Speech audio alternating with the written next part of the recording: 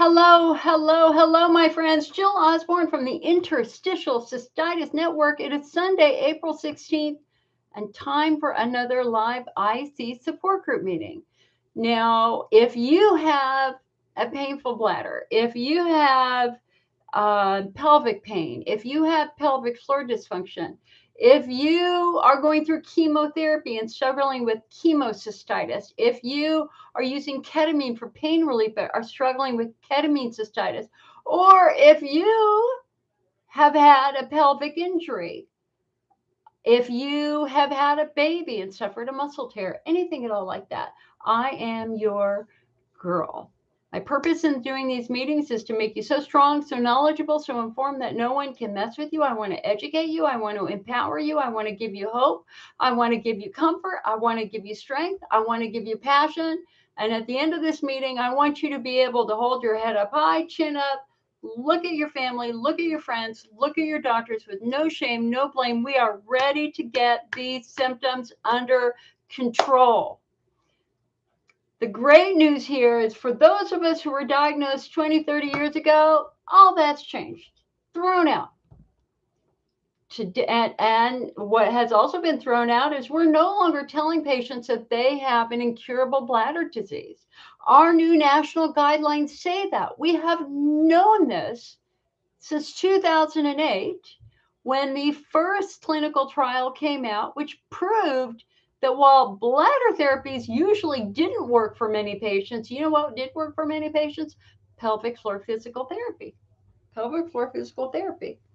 And so that was the moment that the IC world turned on its head because up to that point, everybody was going bladder, bladder, bladder. But no. If physical therapy helps many patients, myself included, then maybe it's not just the bladder. Maybe there are other things in the pelvis that can cause these symptoms, AKA messed up muscles and nerves. And it can be all sorts of other things. So I want you, you know what? Hold on, my shirt's being weird. I want you to carry hope in your heart, and I want you to I was working with a patient on Friday, and it was really interesting because I talked to her a couple of times already, and she was still stuck. She was stuck with this deep, dark fear that she had this disease that nobody could find. And why did she think that? Because when she had her hydrodistension and they looked inside her bladder, she had a completely normal bladder.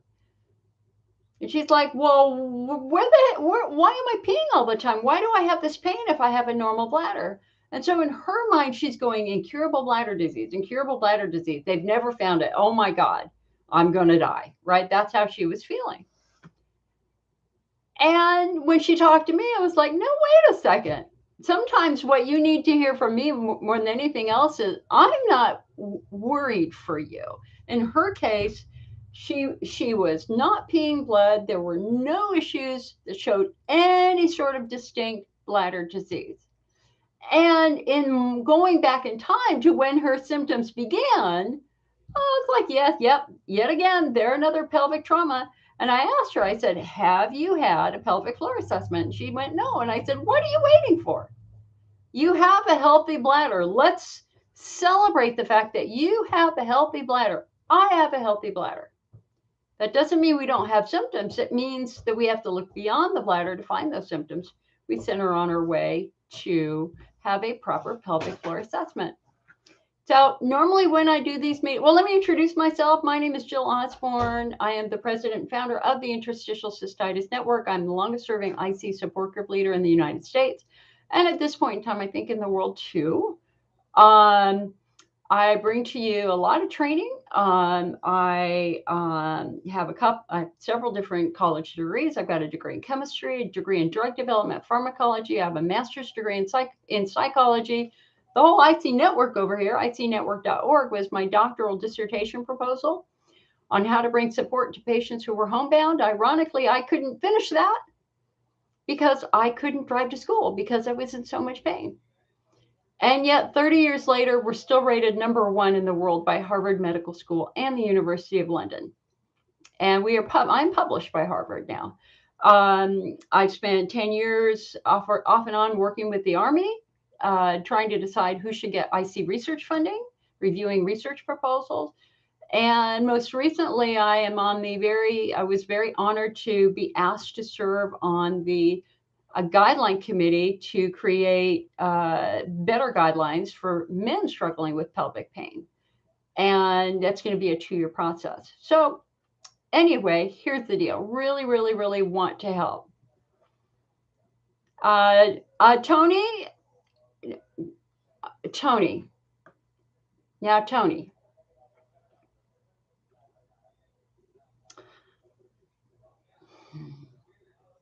Tony just came on. So you guys were simulcasting live on Facebook and YouTube. Tony came on. Tony, honey, I don't know you.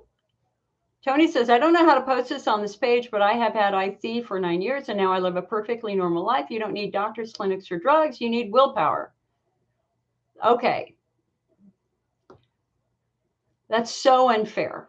It is so unfair to tell patients that it's all in their head, and all they need to do is have willpower to get over their symptoms. This is the reality. We have something called phenotypes. Not everybody's the same.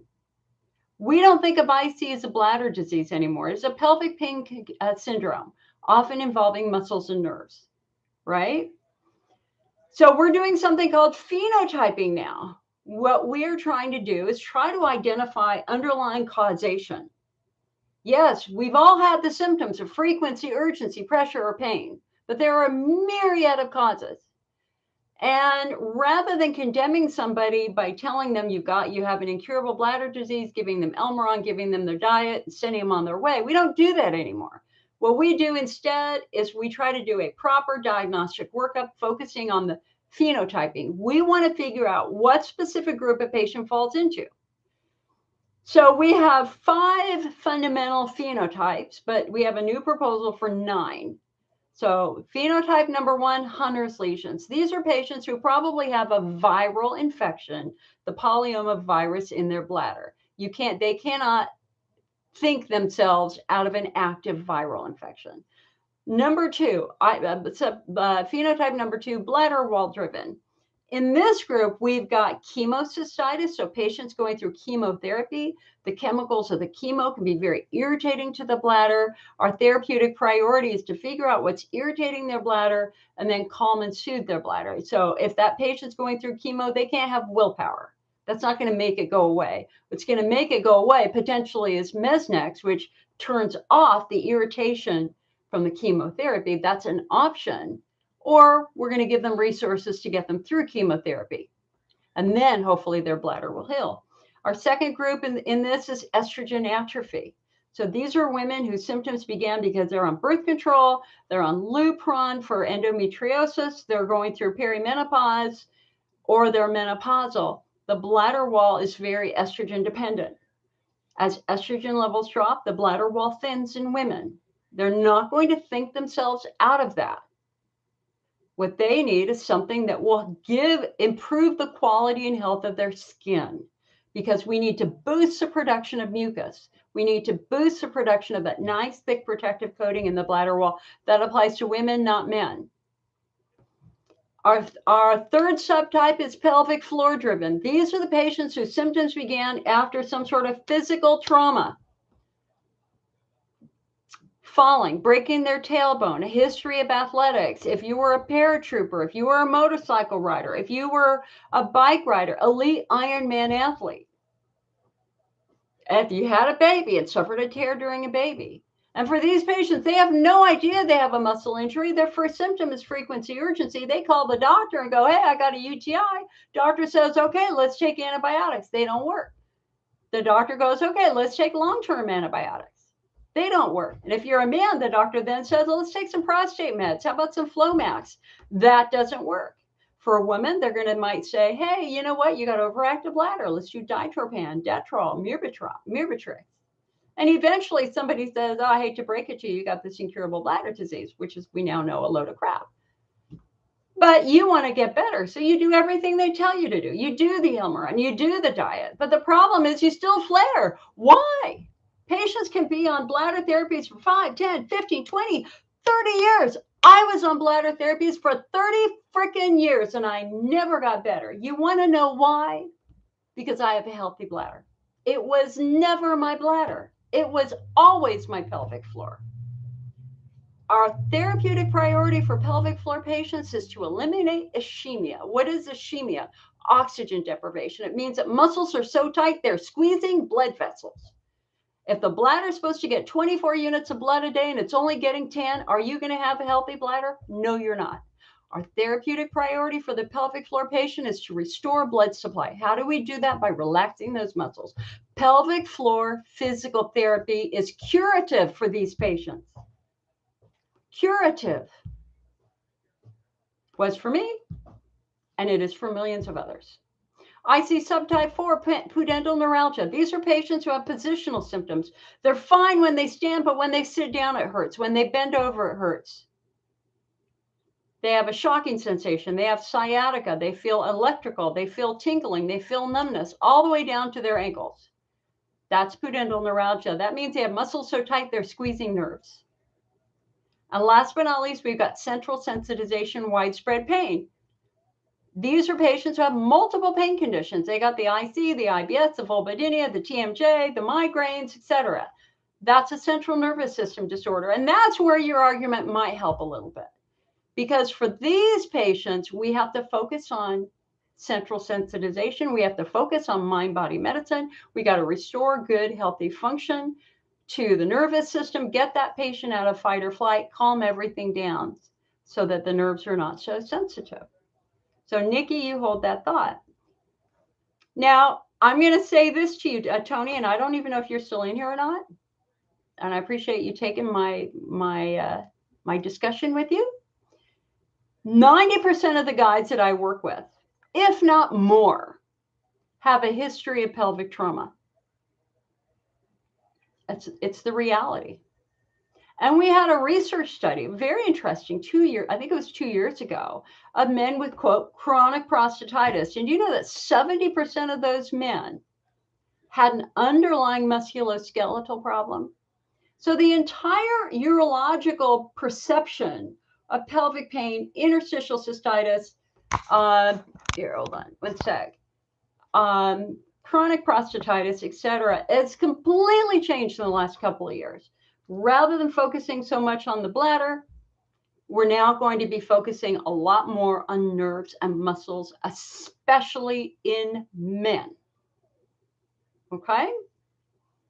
So we all need willpower to get through life. There's no doubt about that. We have to be strong. We have to be grounded. We have to have faith. We have to have friends who help us. We have to follow a good logical diet. We got to make good decisions about our diet and what we're doing and our stress levels. But that's a normal part of healing and growing up. But that said, we're not going to tell everybody, hey, you know what, you just need willpower to get over a Hunner's lesion. Bullshit. Sorry. Okay, Larissa, let me go to questions here. Does tiredness make IC worse? I notice that when I'm shattered, it's worse. Depends upon your subtype, Laura. It depends upon your subtype. If, for example, you are pelvic floor driven, and by the end of the day, your muscles are absolutely exhausted, so you are physically tired, that certainly could exacerbate your symptoms. I noticed for me, like I have no pain at all right now. So y'all know I've got pudendal neuralgia on my left side from my piriformis muscle because I have a messed up tailbone, messed up SI joint. That's the underlying cause of all of my bladder symptoms, all of them. And are we going to be able to fix the fact that my SI joint's dysfunctional? Well, COVID stopped that. I haven't been able to get it fixed yet. And so my muscles are tight. And as the day goes on, my muscles are going to get tighter and tighter and tighter.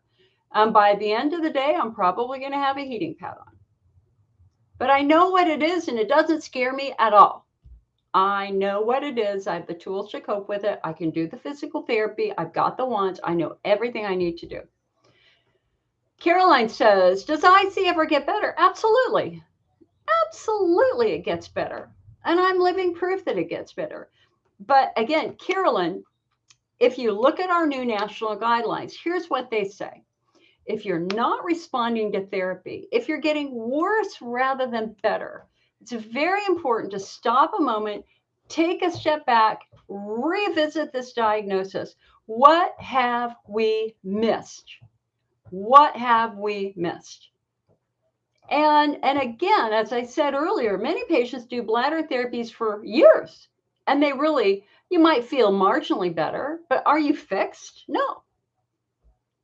And many of you have a normal bladder wall. So if you have a normal bladder wall, why are you doing bladder therapies? We have to look beyond the bladder. What our new guidelines say is that there's no disease process found in the bladder wall of IC patients unless you have a UTI or unless you have Hunner's lesions, which of course, viral infection.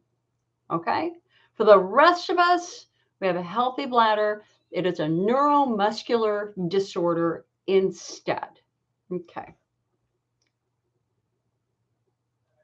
Hi, Kayleen. Caroline uses Prevsid to reduce acid. Cool. Hi, Nancy. Caroline says, hold on. Can't take Elmeron anymore. Was just diagnosed with macular degeneration. Okay. So Caroline, now the question is what are your options? What are you going to do? And again, it all goes back to your subtype. We have to understand what your subtype is first. So let's just say, now I can't tell by your picture how old you are, but let me give you a common scenario. Let's just say your symptoms started in your late 40s or your early 50s. And of course, you think you have a UTI, but there's no infection found. You get the, hey, it's interstitial cystitis. You got to do IC meds. Here's the Elmeron. And of course, back then, we didn't know that Elmeron can change the retina and potentially even cause blindness. Well, if you were an estrogen atrophy, subtype 2, phenotype 2 patient, Elmeron makes sense because it's a coating. It provides a protective coating on the bladder. And so if your mucosal barrier in your bladder is getting thinner and thinner and drier because you're older and you're perimenopausal or menopausal or postmenopausal, then doing something that will give your bladder a little bit of an extra coating just to protect it a little bit makes total sense. But Elmeron isn't the only act in town. So most patients and also understand too, that patients have been getting off of Elmeron for more than a decade because it just got too expensive. So what most of them transition to is, number one, you can do an Elmeron bladder installation. With a bladder installation, you're putting 100% of the medication directly in the bladder wall, in the bladder. You're not swallowing it. It's not getting digested. You're getting the medication exactly where you need the medication to be, and then you're going to hold it for 15 minutes and pee it out. The general theory is that installations stay in the bladder. They do not get into the bloodstream to any great degree, circulate through the body, potentially get to the eyes and further eye damage. So that's a safer way of using Elmeron. Or you can do a heparin lidocaine installation where the heparin acts as a bit of a coating. If you're in Europe, you can do chondroitin. You can do hyaluryl, which is a combination of chondroitin and hyaluronate. We don't have that here in the United States. So the concept of that protective coating for the menopausal woman makes sense.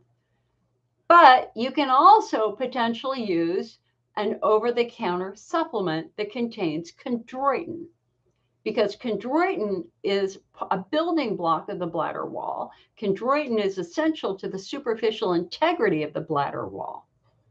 And so that's going to be something like Bladder Builder or Cystomend or Bladder Rest. These are going to be the most common transitions.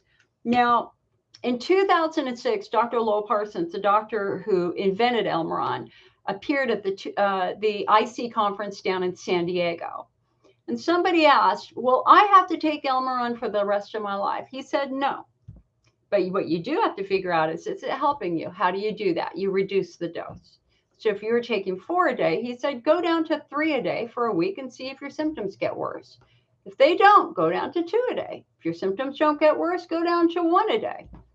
See how your symptoms do. Then stop it.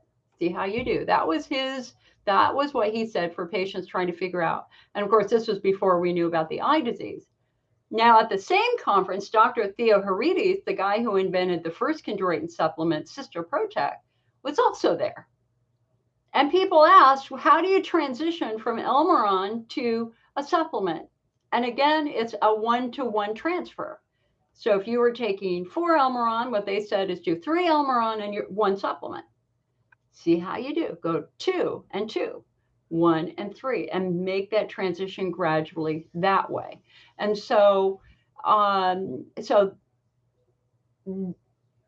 we have to know what we're trying to accomplish. It goes back to your phenotype or your subtype. If you are an estrogen atrophy patient, that's where Elmeron shined. And that's where the chondroitin supplements shine the most. Okay, but those are really our only options. We don't have any other traditional pharmaceutical that does the same thing that Elmeron does as in an oral formula. The closest you can get is a rescue installation and then potentially go to a supplement. Thousands of patients have done it. It's quite, and the blessing here is we have so many options.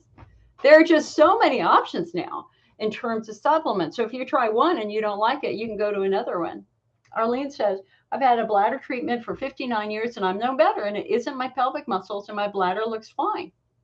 Okay, so Arlene, so this is where we would go potentially to IC subtype 5 widespread pain. So do you have other pain conditions? Do you have IBS, migraines, fibromyalgia, TMJ? Do you have any other pain conditions? Because if you do, that's where we're going to be working instead on your central nervous system.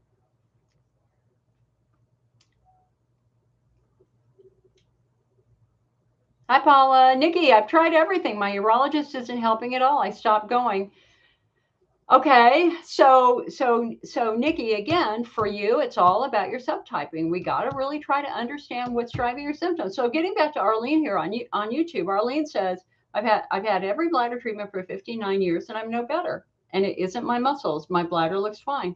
So Arlene, one of the things that we would look at is there any chance that you have a fibroid tumor pushing on your bladder from your uterus?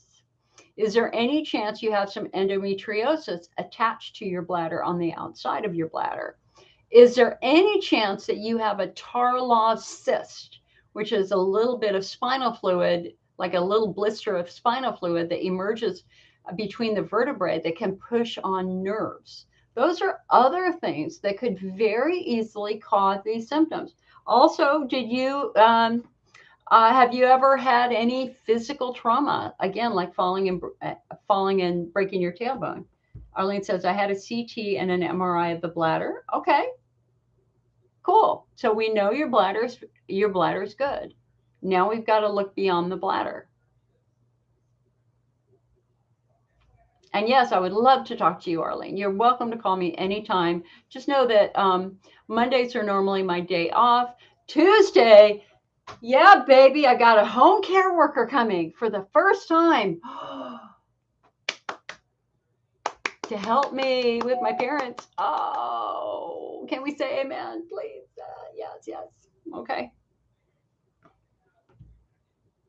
So I'm going to be a lot more available now that I'm going to have help because she's going to be here 3 days a week. Okay. Anne says, what does visible blood in the urine mean when you pee? Lots of blood. It means you've got a big time problem and you need to call your doctor immediately. You need to go to urgent care. If you're peeing bright red blood and your toilet is filled with blood, that is not a stay-at-home issue.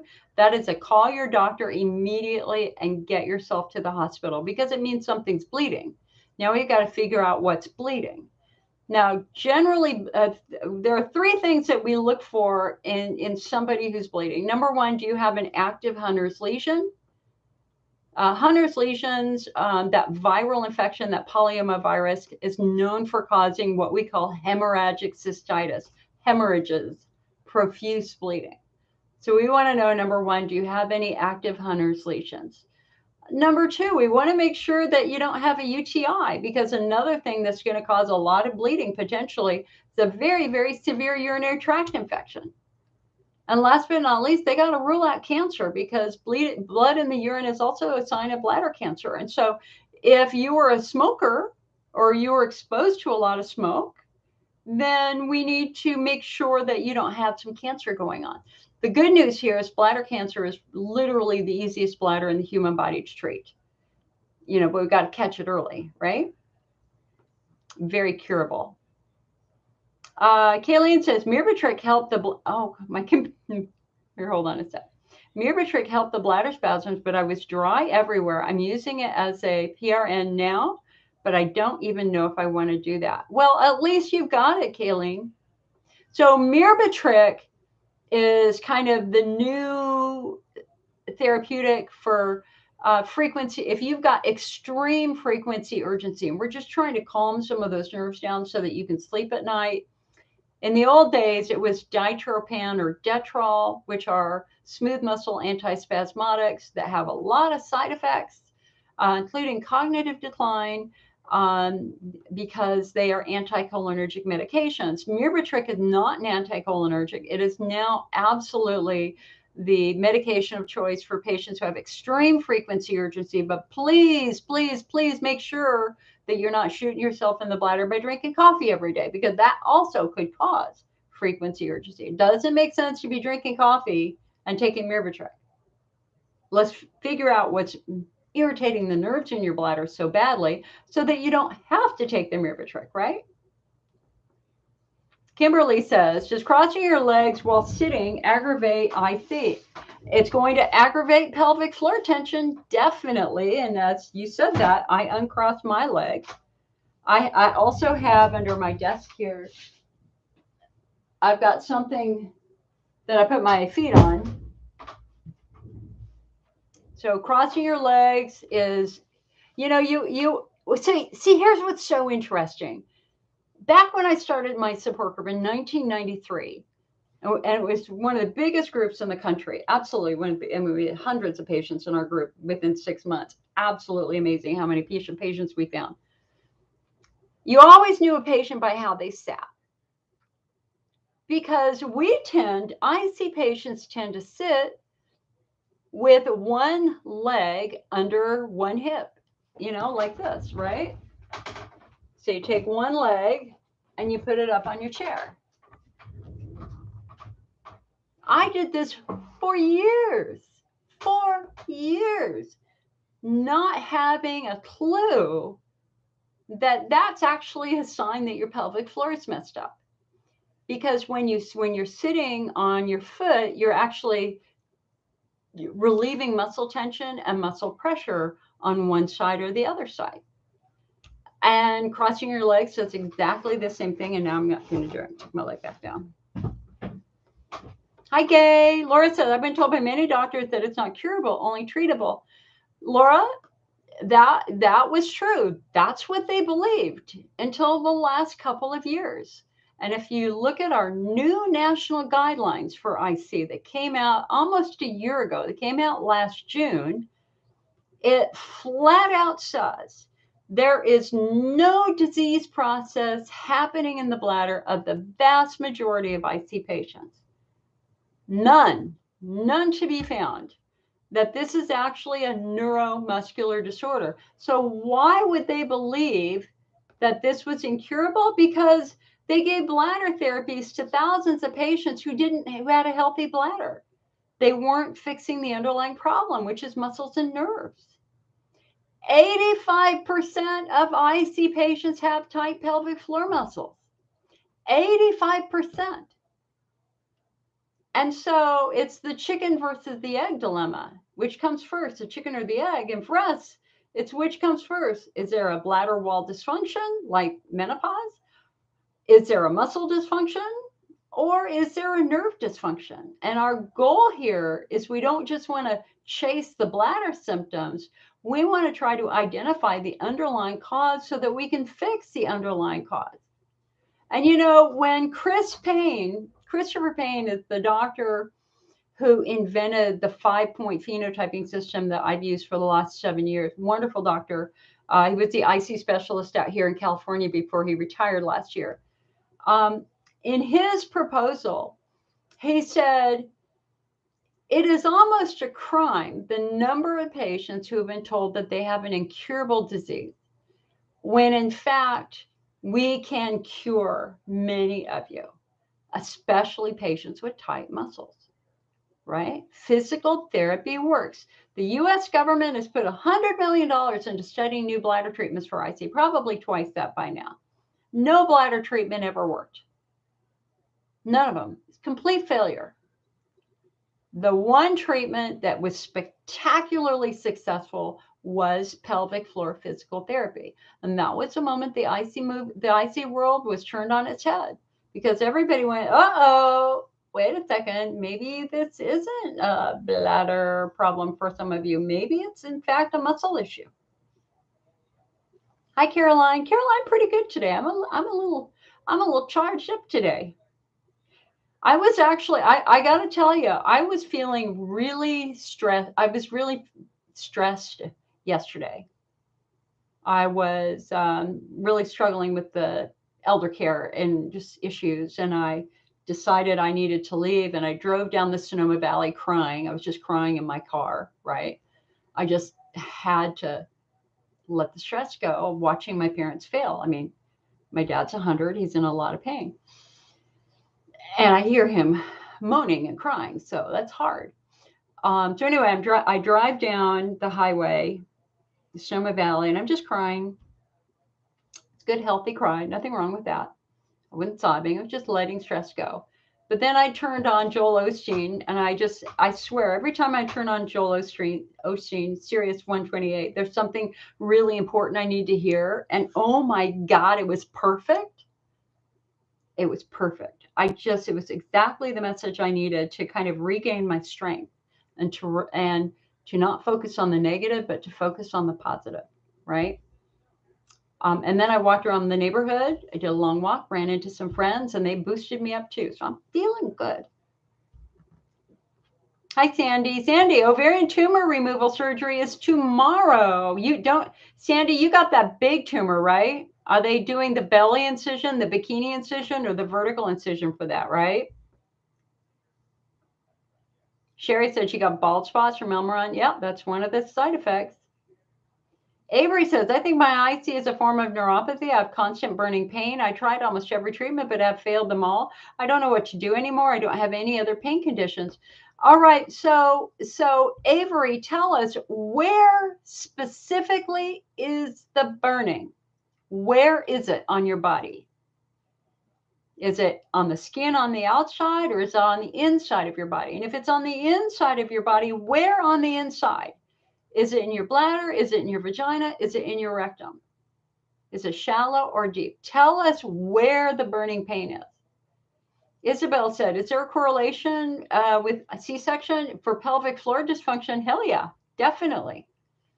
Childbirth is a notorious trigger for long-term pelvic floor dysfunction, whether it's a natural delivery where you're torn, or a C-section where we've got a surgical issue going on, scar tissue binding a nerve.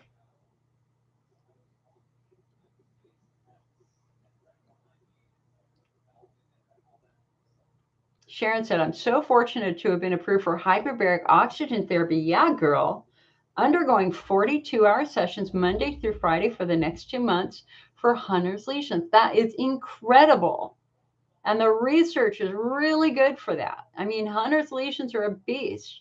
And so but hyperbaric oxygen therapy is a non-invasive, extremely healthy, kind of forward-thinking therapy that will just improve your entire body's ability to heal what's going on. So I really hope you keep in touch, come back to the meetings, and let us know how it's going for you.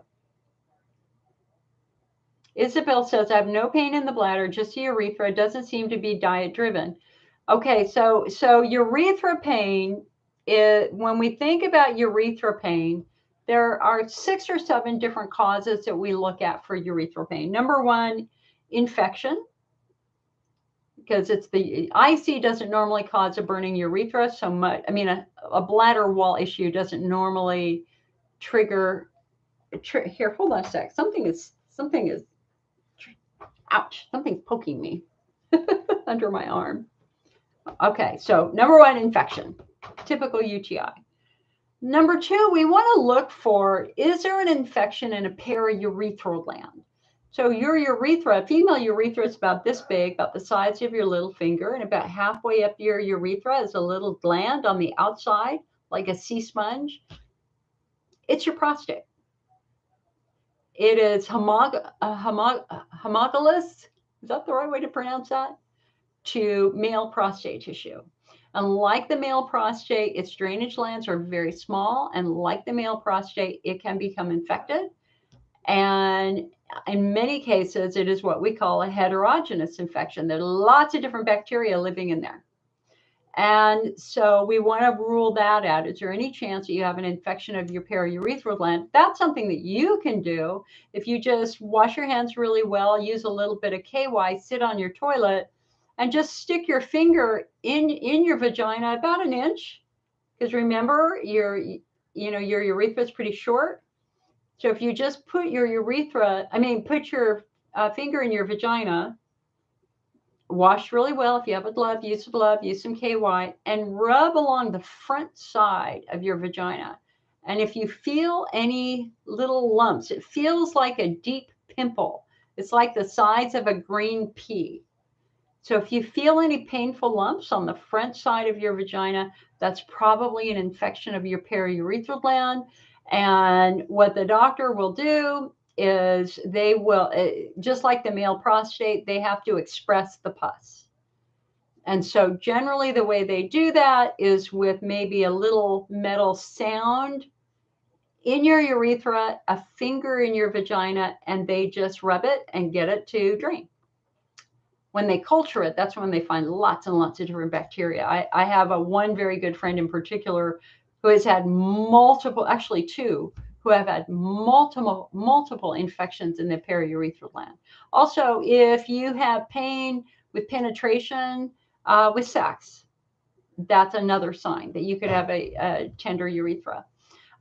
With urethral pain, we want to look at estrogen atrophy, which is probably the number one cause of urethral pain in that typical female IC patient population. The urethra is kind of the canary in the coal mine when it comes to estrogen atrophy. It's the first part to start screaming in pain, and when estrogen levels drop and that mucosal barrier starts to thin. We want to look for chemical irritation. If I put on a pair of underwear, washed and sheer or tied, within 5 or 10 minutes, I'll have urethral burning. My skin is that sensitive.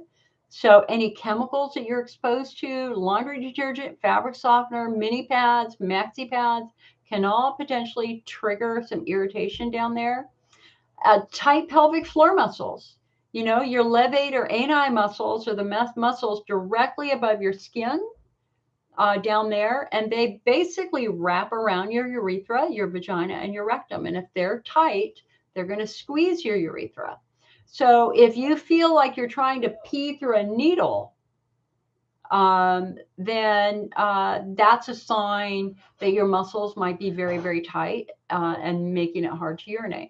You know how many of us, myself included, going back in time, you go into the bathroom and you have pee envy.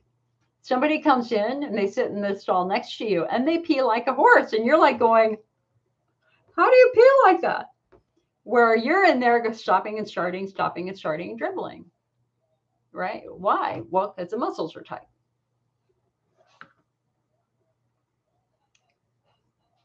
Kayleen said, me and coffee keep 150-foot distance. Yeah, me too, hon. Me too. Kim says, praying for you and your parents. Stress is my biggest IC trigger. I'm glad you're getting help. Yes, I just have to hide all the valuables tomorrow because I don't trust anybody. Deb said, diagnosed with Hunner's lesions in 2019, just had my fourth cystoscopy with fulguration 2 weeks ago. So frustrating that the Hunner's lesions keep coming back, working through a post-op UTI. Yeah, that's quite common. One of the biggest risk factors anytime you have a cystoscopy or hydrodistension with cystoscopy is a UTI, because when they put something up there, like a cystoscope, you're running the risk of pushing bacteria up there. So that's quite common. Waiting for the results of a CT scan with contrast. Interesting. I had an episode of gross hematuria 5 weeks ago that hasn't been explained yet. Hang in there, everyone. It's a process. It is. And Deb, it would be very, very interesting if you come on over to the IC Network website, you can find the research on the polyoma virus, because Hunner's lesions have always been the most difficult group of patients to treat, the most resistant to treatment.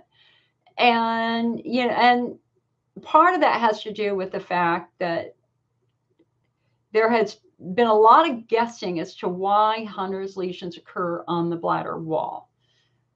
There are two predominant theories. Theory number one, this is supported by research done in Europe and in the United States, is that it is a viral infection, the polyoma infection.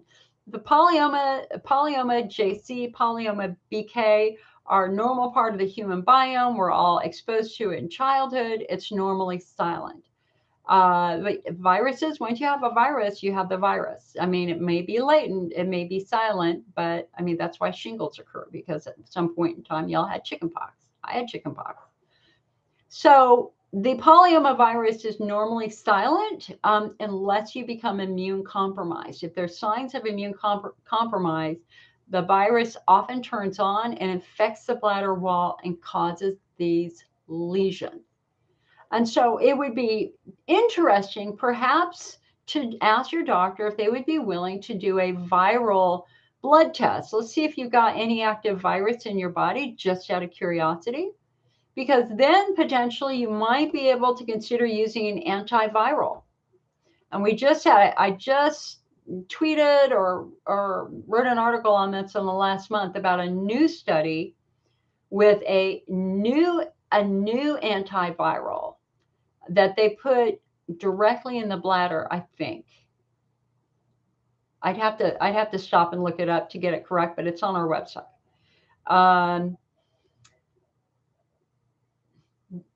Also, Epstein-Barr, herpes, HPV. Those are all viruses that we definitely want to check out. Megalovirus, CMV, they're just viruses, along with COVID, that we now have much greater respect for with respect to what they can do in the bladder to cause some of our symptoms.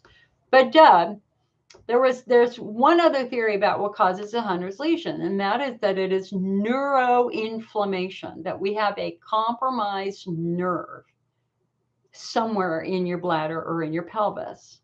And a compromised nerve releases damaging substances. In fact, it's called substance P. And substance P is devastating because it causes a lot of irritation and potentially those wounds. Now, the question is, how is that nerve getting compromised? Well, interestingly, we had a case study published 2 years ago of a woman who had severe Hunner's lesions and also had a severe prolapse. Prolapse, her muscles were so weak, things were falling out of her. This was not good. And so they decided that they needed to surgically correct the prolapse. And when they did that, they found that the back of her uterus was facing front and the front of her uterus was facing back, because one of the ligaments that normally holds the uterus in place was broken. So the uterus was swinging from one ligament, and it was swinging back and forth and back and forth. And what that does is that causes a strangulation injury, that the tissue up here is twisting and spinning, right? That's bad. It's a torsion. So what happened is when they restored the proper position of her uterus and they got rid of that strangulation, which certainly would have tweak the nerves in the area, her Hunner's lesions healed completely. So the name of that condition is called posterior fornix syndrome, and I have an article on it on our website. Let me see if I can get you the link. Hold on.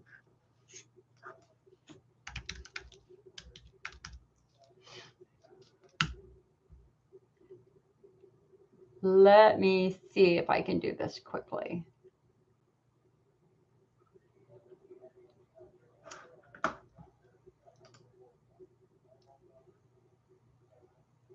Hey, at least I got both. We finally had somebody come out and repair the internet. So now I actually have better streams from all the storms.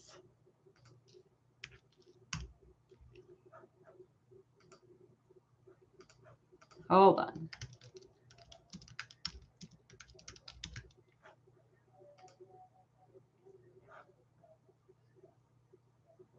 Here it is. The title of it is Hunner's Lesion Patient Unexpectedly Cured with a Ligament Repair.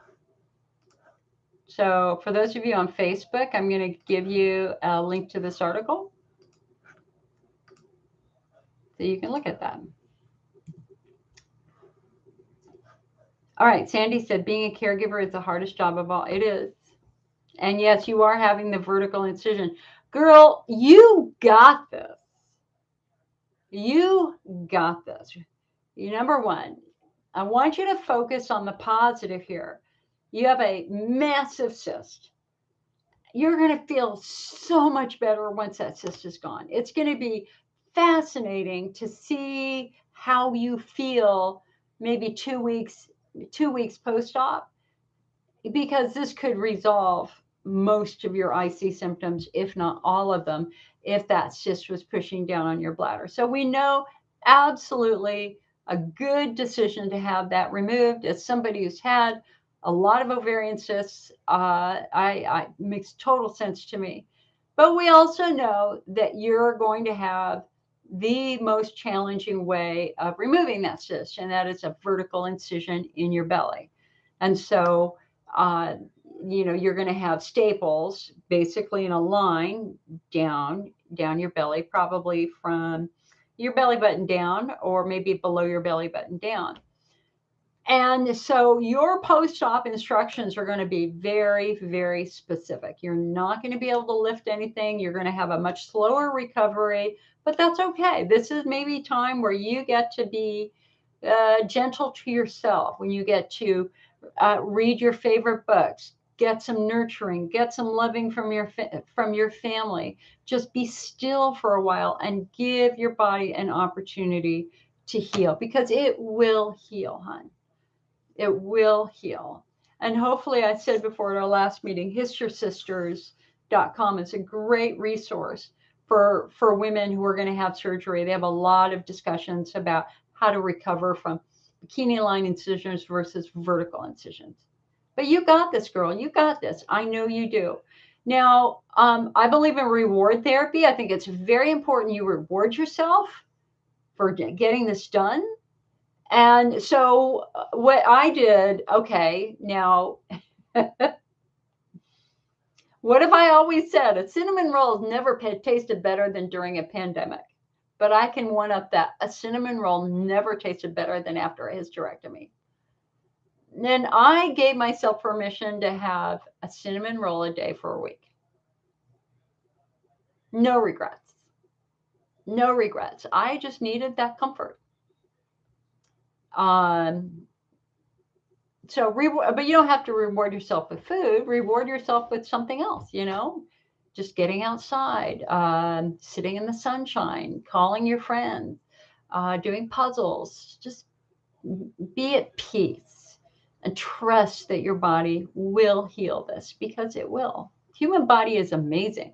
Healing is always happening in the human body. The challenge is we just get in the way.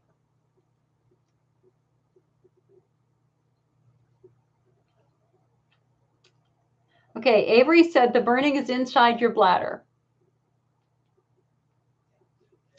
Okay, is it centered, or is it to the left or right of centered? So imagine a line going from your belly button straight down between your legs. Where exactly is the burning? Is it exactly centered, or is it slightly to the left or slightly to the right?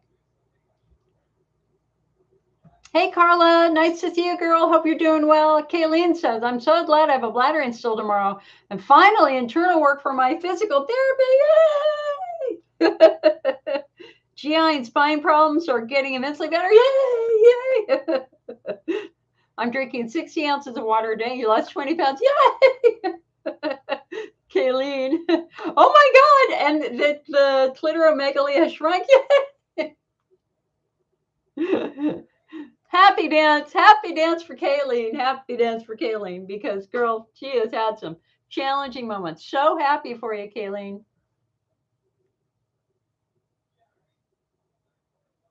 Elizabeth said, I only have frequency urgency all the time, no pain. I went to physical therapy for a while, but they didn't think I had a pelvic floor issue. It also doesn't seem to be food related, but I've been staying away from bladder irritants. Could it be nerve? Absolutely. If you're not diet sensitive, it's not your bladder wall. If food does not irritate and increase your symptoms, then you have a healthy bladder wall. So we have to look beyond the bladder. And so again, could you have a fibroid tumor pushing on your bladder? Could you have endometriosis? Could you have a Charlotte cyst? Are your symptoms positional? So Avery, with your burning, let me ask you this. What makes the burning worse? And Elizabeth, I'm going to ask you the same thing. What makes your symptoms worse? And what makes your symptoms better? Laura said, I had an awful labor and delivery, and labor 3 days, followed with a forceps delivery, followed being recently in a unit. That was 12 years ago, thought, and the symptoms started in 2015. Could it be connected? Absolutely. That history of previous pelvic trauma is it's a classic risk factor for pelvic pain. Classic. Sandy said, I hope does, because it's pushing my bladder flat. We're praying it's not cancer. Yeah, the odds of it being cancer are pretty low, hun. But we're praying with you too, hun. Sandy said, I have some ice cream waiting for me when I come home. Hopefully not chocolate, because chocolate's neurostimulatory. This is the time to get into like peach, plain mint. I love mint ice cream. Vanilla with caramel sauce, just keep the chocolate level on the down low, because chocolate's neurostimulatory. We don't want to trigger your nerves.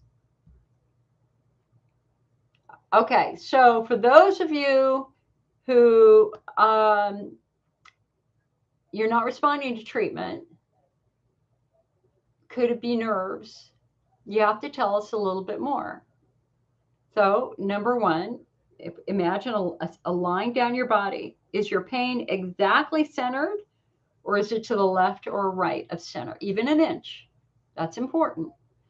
Number two, what makes it worse? Does sitting make it worse? Do you get better when you stand up? Does laying down make it worse? Laying on your left side or right side? Is it positional in nature? That's my next question for you.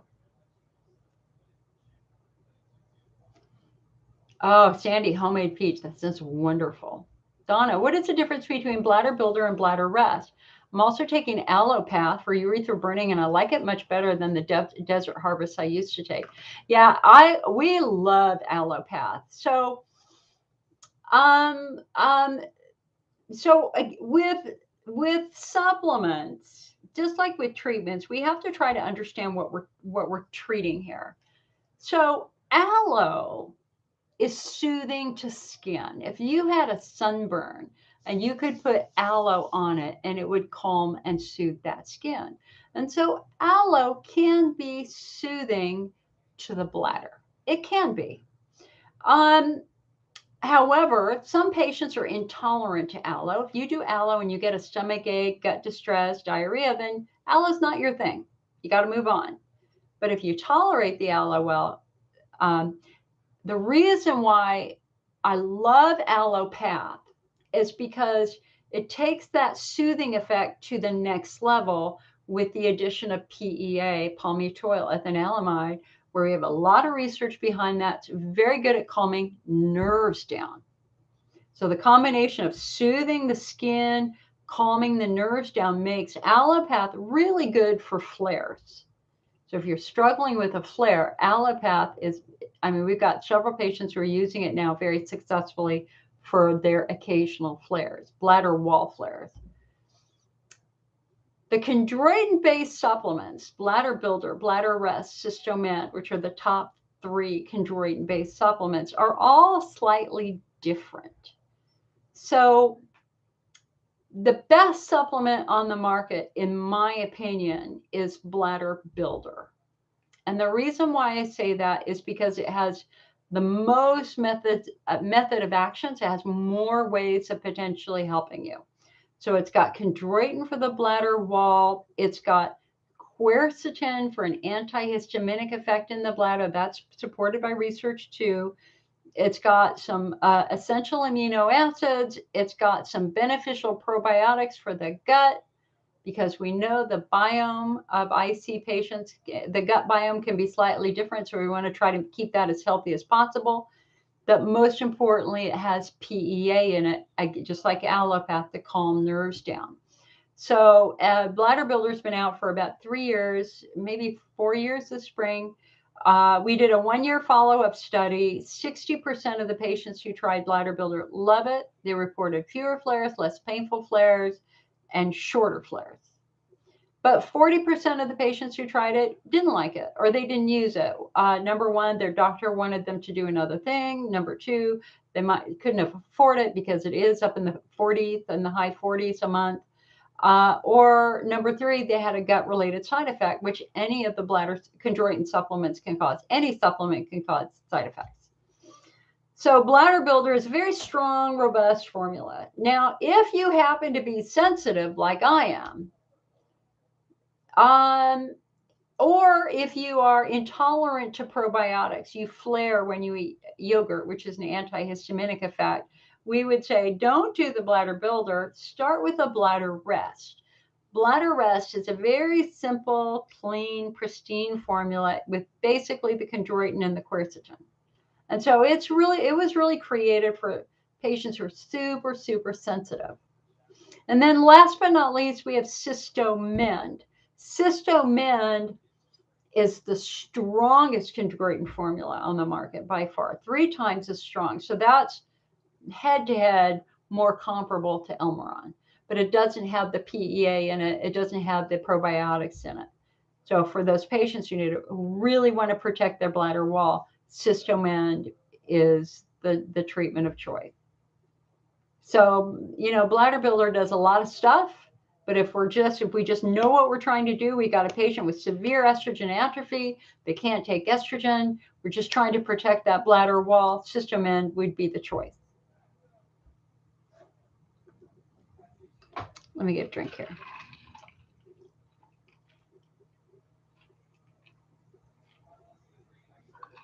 Oh, that's cold.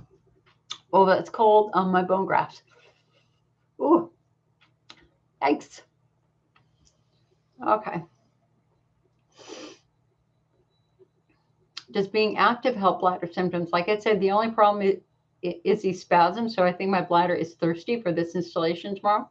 Well, being active isn't necessarily going to affect your bladder wall, but it is going to affect your pelvic floor. And so being active helps your body produce natural endorphins. Very important to get out every day and walk at a minimum. Just get out there, get in the sunshine, get in nature, walk, and let's start producing some of those good body painkillers. Endorphins are a good thing. Kimberly says, how about neurostimulatory foods? Why is good quality dark chocolate better than basic chocolate? Because the basic chocolate is very junky. It's lower quality, and there tend to be more fillers that have the potential of being irritating.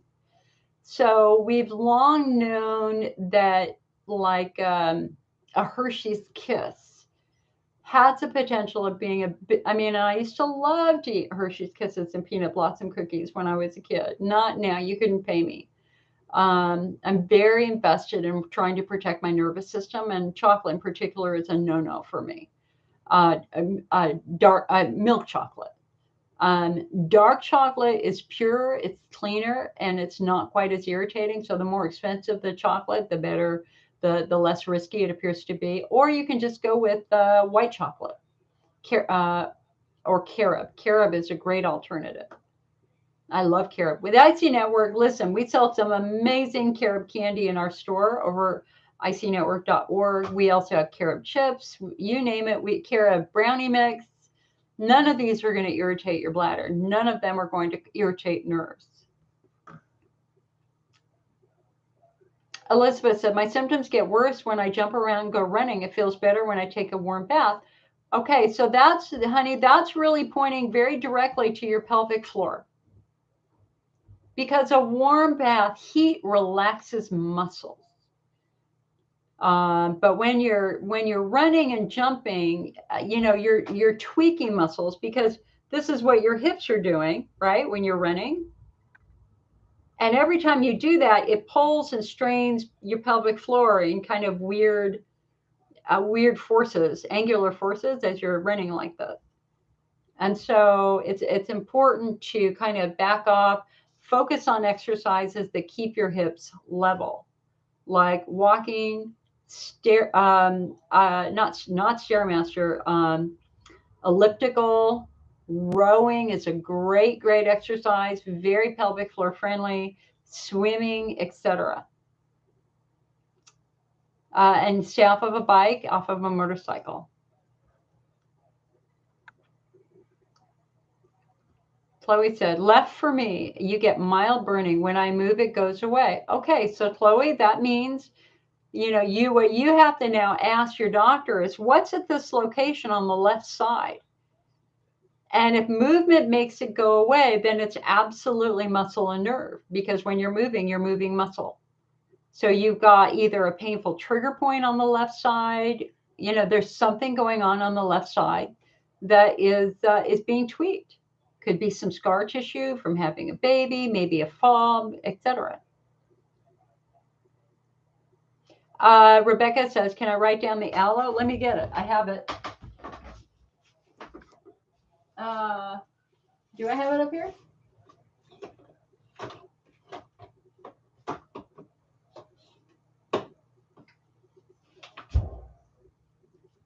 All right, where is it? Oh, there it is.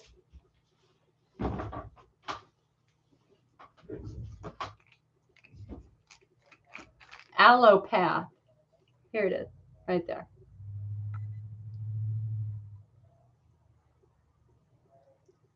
Allopath.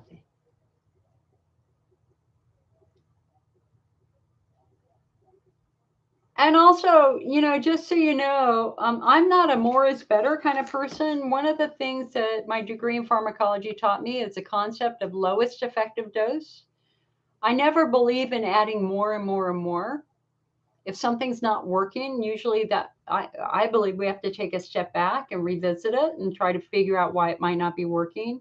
So there is a strong movement with patients who use allopath to double or triple their dosage during flares. I really I personally would never do that for me. And we don't suggest that in allopath. I mean, the dosage for allopath is low, and it's steady, and it's working for many. And it's affordable. It's very, very affordable. You're welcome, Rebecca. You're very, very welcome.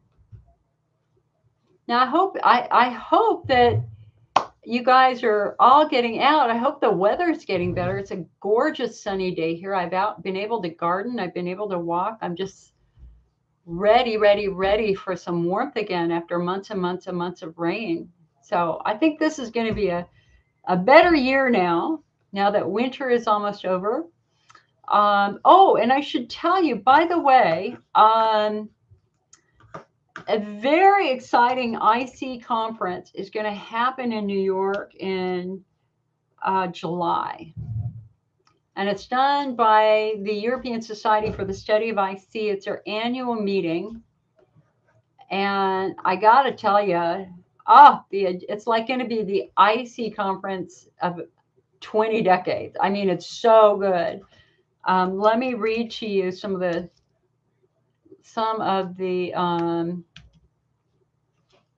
hold on. There it is. I want to read you some of the topics that they're going to be covering. I'm hoping that it's going to be that they're going to offer some virtual stuff because I should be there. I want to be there, but I'm very reluctant to get on a plane and be exposed to COVID because COVID, no matter what anybody says, COVID is still killing thousands of people a week here in the United States. It's very active where I am. So let me read you some of the program of this. So if there's anybody in the New York area, it's not technically open to patients, but I might be able to help one or two patients go if you're really interested in the science. Because it's technical. This is a doctor, researcher one. So what are our topics? How do we define what we treat? In other words, we want to have discussions about naming bladder pain syndrome, urologic chronic pelvic pain syndrome, interstitial cystitis. IC guidelines around the world, will we ever agree? Because different countries have different treatment options for IC. It's important that we all agree. We agree internationally so patients are treated consistently. And things are a lot better than they were when I first got involved, when there was a lot of competition. You know, there's been a lot of humbleness now among the IC research community because all those early theories that IC was a bladder disease have been shot down. And so now there's a very collegial atmosphere among researchers, at least that I can see. Should we classify Hunner's lesions as a rare disease? Absolutely. It is its own unique disease. That is a trend around the world. It should be its own unique disease with its own research and its own treatment. It should be split off from pelvic pain syndrome. Another seminar. Okay, so they're calling it primary bladder pain syndrome. Is it time for a name change? Or would you want to just use that and get rid of interstitial cystitis completely? That is exactly what's happening in Europe. They're not going to be using interstitial cystitis much longer. Let's see. They're talking about centralized pain, that widespread pain. Let's see. Cellular events in Hunner's lesions. That's day one. Day two is diagnostic dilemmas. Is it IC, chronic prostatitis, or both? What are the common related conditions? Office cystoscopy versus bladder hydrodistension, pros and cons. That's going to be taught by Robert Evans, a top IC doctor in the country. Let's see, a three-step approach for proper diagnosis of bladder-centric IC using artificial intelligence. Painful urination, what does that mean? Endometriosis and BPS, evil twins or distant cousins. Imaging. I thought it was IC, but it turned out to be something else. If only I had thought of this first. Treatment strategies, phenotype-based care. Hello, that's what we're doing. Cognitive behavioral therapy, absolutely critical now for patients with widespread pain. Diet and IC, that's going to be taught by Barbara Gordon, who has led and been involved in the great majority of diet studies for IC. She's based in New York with Robert Moldwin. We have a thing on eye changes with Elmeron, cause and effect. Is it a concern? Christine Whitmore is going to talk about compounded topical therapies for pelvic pain. That's the second day. What's on the third day? Robert Moldwin is doing the intro on the third day. Current clinical trials, the failure of clinical trials for bladder pain. Cannabis for the treatment of pelvic pain. Is there a future? Trigger point injections. treatment strategies, nerve blocks, Botox A, an update on neuromodulation from periphery to the brain, surgical approaches for end-stage bladder. That's going to be taught by Nagendra Mishra from India. Global concerns of the patient support organizations. That's going to be done by Loredana Nasta from Italy. Clinicians and patient support organizations, the best methods to collaborate, which we all need more of. Anyway, this is just a fabulous conference in New York. Probably the best ever IC conference from a topic standpoint. So I'm hoping and praying that we're going to have a virtual participation, because that way I can participate, because I'm really not going to, oh God, I want to be there. It would just destroy me if I brought COVID back to my parents. I mean, like, I could go, come back, stay in a hotel for a week, make sure I'm not sick before I actually walk back into the house. Because they will both die from COVID at this point in time. My dad is completely unvaccinated. My mom is very frail. And I don't want long COVID, period. I was working with a COVID cystitis patient last week, as a matter of fact. She was really struggling. Long-term bladder symptoms after she got COVID. Long-term. Debbie says 80 degrees yesterday, snowing now in Wisconsin. Oh my God. Yeah. Hello, spring. Kim says, I've been on Elmeron for 11 years. It's really been working, but the eye thing makes me nervous. I'm going to go off of it. Is Bladder Builder comparable? Bladder Builder is certainly comparable, but what's even more comparable is Cystomend. Cystomend is a very robust chondroitin formula that's going to more of a match to having a thicker bladder coating. And so Kim, Cystomend, which is right here, this is really taken off for patients who are going off of Elmeron, especially if you're not struggling with pain so much, just frequency, urgency, and that dryness. The Cystomend is really kind of the bomb here. You can get all these on the IC Network website if you're interested. But I encourage you to read about it. Listen, I'm not here to sell you anything. I'm here as a support group leader. I'm just talking about options, but I don't want you to ever think that I'm trying to do a hard sell for anything. The blessing here is we have a lot of options, you know. We just didn't have the options 20 years ago. Patients, and if you couldn't afford Elmeron, you had nothing. If you didn't have a doctor, you had nothing. And that's why I'm very, very pro nutraceuticals now. And so is the AUA. The AUA in their guidelines, they encourage you to try supplements before you try some of the pharmaceuticals that are more well known for causing side effects. You know, it's all about trying the easy stuff before you try the hard stuff. The hard stuff is hard. You know, we don't want to run the risk of you developing dementia because you've been on amitriptyline for 20 years. I mean, there's a substantial risk of cognitive decline with anticholinergic medications, especially the medications prescribed for bladder patients, the ditropans, the detrols, the amitriptylines. Even hydroxyzine is more of a mild anticholinergic, but it's still an anticholinergic. Linda says, what is your opinion about pumpkin seed oil for frequency? Pumpkin seed, I was at the AUA conference when the first pumpkin study was released, and it was probably 15 years ago. And I thought that it was all about fighting inflammation as compared to calming nerves down. Hold on. Let me see if I can find a study and we can. So pumpkin seed oil extract. Okay, hold on. This is from 2014, so 9 years ago. Let me sort this by, I need to sort this by date. Most recent. So let's look at the most recent studies.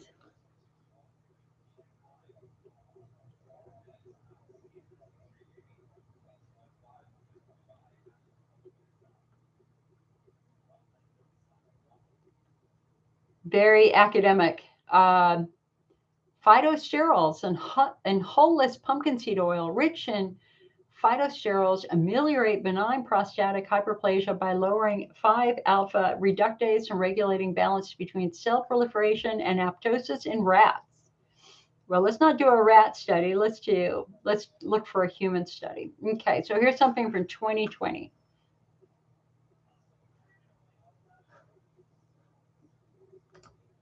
Chronic pelvic pain syndrome. So where is this paper from? Italy.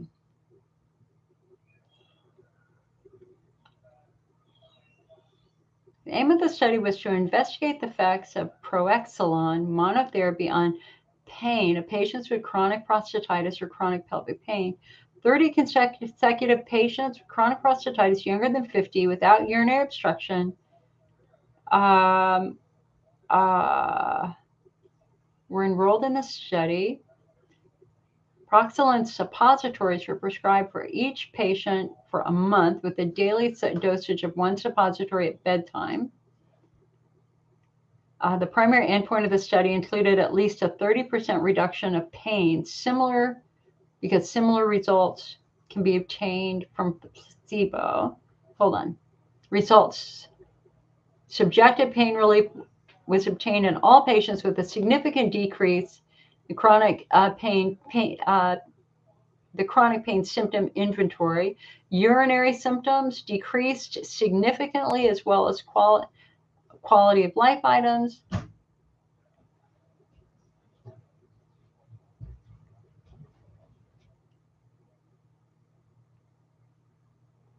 Well, it's saying that it's promising, but they want more research to be done, basically. Is there anything else? Let's see if I can find anything else. Hold on.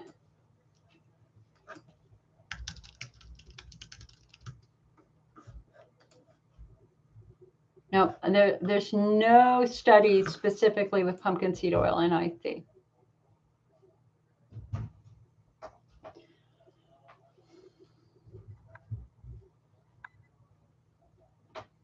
All right, you guys are being easy on me, but it's a gorgeous day, so I hope that means many of you are outside having a wonderful early spring day, because, a support group is here when you need it. If you don't need it, go live your life. Go make some fun, happy memories. But if you're in a flare and you want to talk, that's why I'm here. So give me some questions. If not, I'm going to continue. I will finish up reading the latest chapter of our IC 101 book. Hold on a sec. I want to look at something here real quick.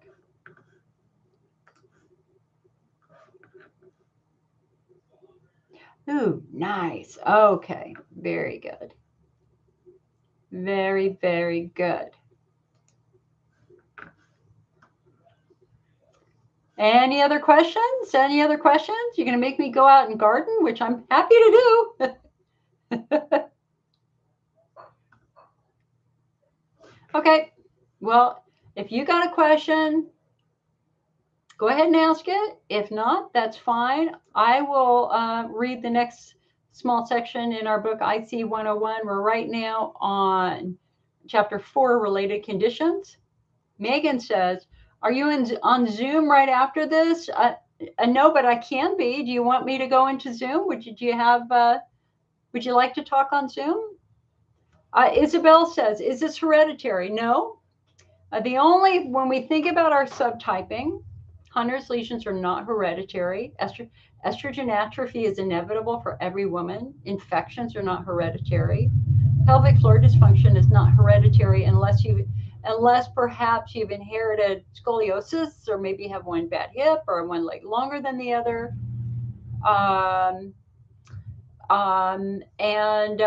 The one thing that we would think would be a little bit hereditary would be the redheadedness. Have you inherited sensitive skin? That certainly can be inherited. But it just puts it in context. It doesn't mean that patients have an incurable disease passed along to their family. It means, hey, some of us have more sensitive nervous system. Avery says, I've tried reaching you by email and phone. I really want to talk, but I can't get in touch. Avery, I have just been absolutely swamped. I went through all my 800 number messages yesterday. So I know I didn't have any messages there. I'm probably behind on my office phone messages, which I will probably be working on tomorrow, even though it's my day off. My email address is icnetwork@mac.com. So I tend to be the most available either early afternoon or late afternoon.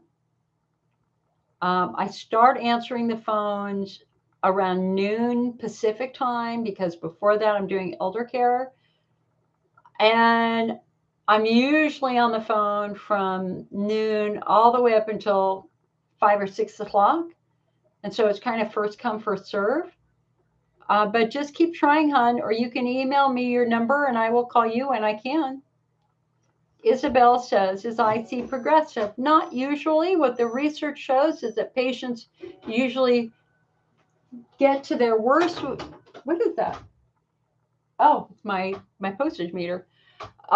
Patients usually hit their worst in their first 6 months and then gradually improve as we try to figure out and treat the underlying cause. And so we really don't look for progression. All right, Megan says, yes, just for 10 minutes. I'm here supporting my mom. Okay, Megan, hold on. Let me see if I can log in and start Zoom. So you guys, with Zoom, that's an opportunity for you to talk to me. Now, if there are people who want to listen, I won't shut down the other streams. But if you don't want anybody else to hear your issues, you have to let me know so that I can shut down the other streams first. So hold on a sec. So we have privacy. So let me find my Zoom on my streaming computer and let me see if I can turn it on. It's touchy. It is a very touchy software.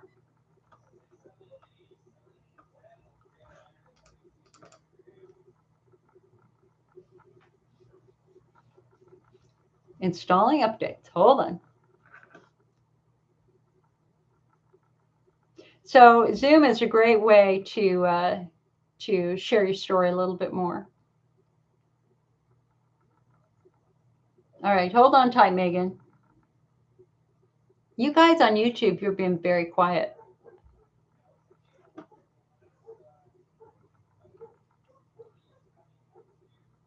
All right, it is open.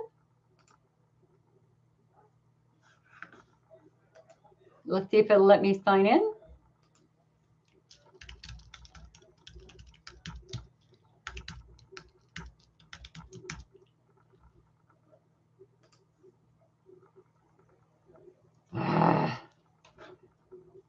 Sometimes I have to start it on this other computer. Hold on, let me try this other computer.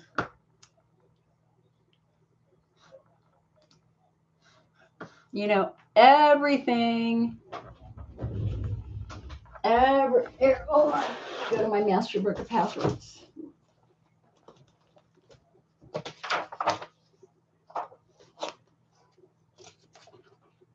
Ah, okay, hold on. Hold on here. Let's see if I got it right. One-time passcode. Check your email. All right. And it just came through.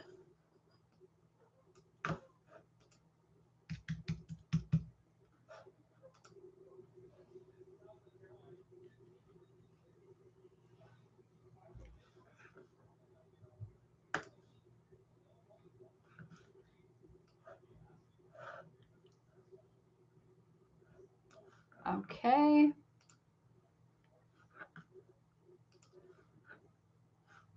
Okay, it has started.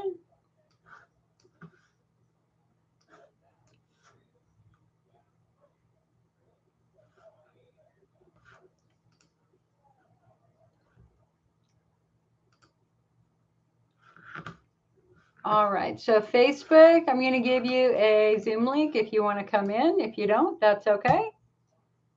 And hold on, I need to email myself the link so I can put it on the other computer. So hold on.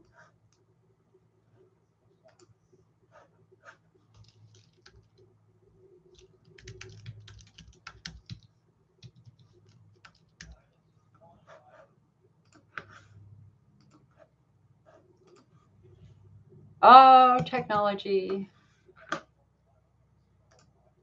All right. Hold on one sec.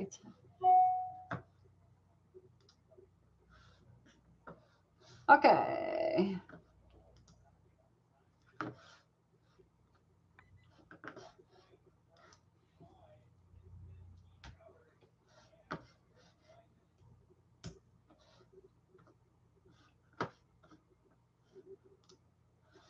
Alrighty, I got this link for YouTube.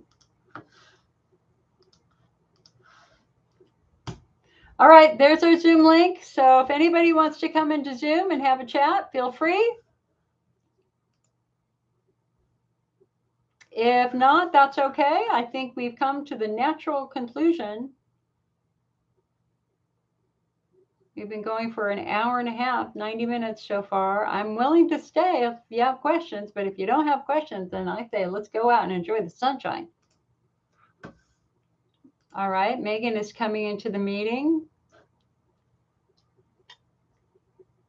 Anybody else want to come into Zoom and talk to me? Anybody else want to come into Zoom and talk to me? That's through Megan's audio. Anybody else want to come into Zoom and talk? Hi, you guys. Hold on one tight, okay? You guys hold on one tight. Let's just see if anybody else wants to come in. If not, I'll just go ahead and shut down the meeting. I think we're at our natural end point here. Aaron says, I was put on way gubby by my doc and I have a question. Okay, so for Megan and Mom, hi you guys. Do you mind if people listen or would you prefer your privacy? You tell me.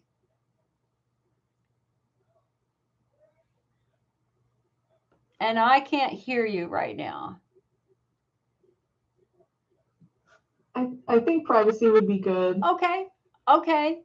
So let me just see if I can answer Aaron's question real quick. And let's just go. We're going to go ahead and say goodbye to YouTube. All right, YouTube. See you guys later. Have a good Sunday.